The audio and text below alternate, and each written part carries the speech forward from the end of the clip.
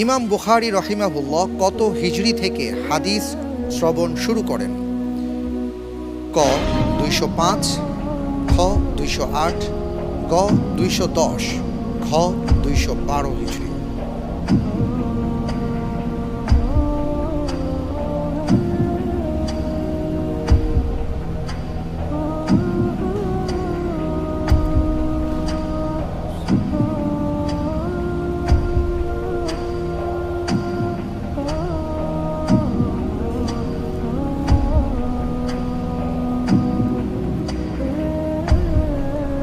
আলহামদুলিল্লাহ, আমি বেছে নিচ্ছি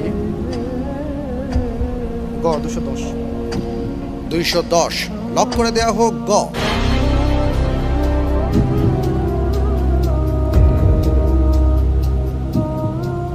আপনি যে উত্তরটি দিয়েছেন আমি দেখতে পাচ্ছি আপনার উত্তরটি